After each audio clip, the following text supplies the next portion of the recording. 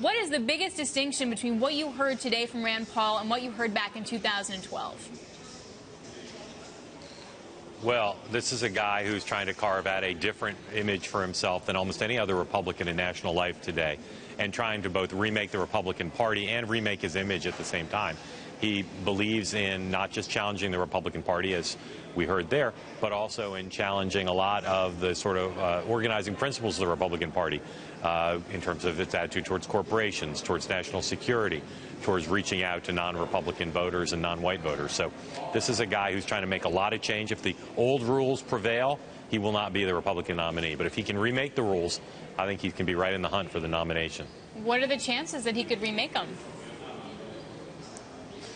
It's a great question. You know, historically, since President Reagan, the party's always turned to an establishment frontrunner, the most electable conservative in the race, as their nominee. And there are lots of reasons to think that'll happen again this year, and Rand Paul will fall short of his goal to be president of the United States or even the Republican nominee. On the other hand, if you look around the country today and around the Republican Party, there's a hunger for change. There's an anti-establishment sentiment. There's an anti-foreign entanglement sentiment. There are tens of millions of Americans who have a lot of intellectual sympathy with Rand Paul.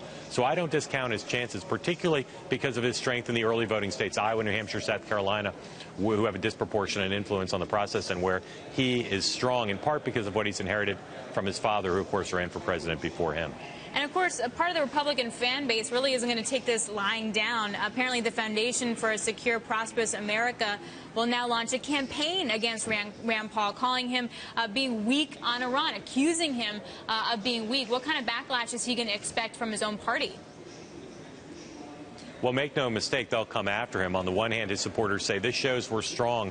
This shows that people are threatened by Rand Paul. On the other hand, hundreds of thousands or more dollars spent trying to define Rand Paul's image now is a dangerous thing for him. And he has to recognize that there's more open season on Rand Paul because of his views on national security than on probably any other Republican in the race. And that's a dangerous place to be, although, again, his supporters and advisors say it's also somewhat of a positive because it shows people are taking him seriously as a candidate and as a threat to become the Republican nominee for president.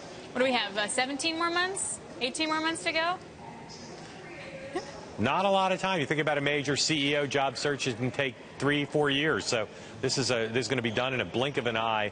Only two guys formally in the race now, but expect a lot more announcements in the spring and into the summer.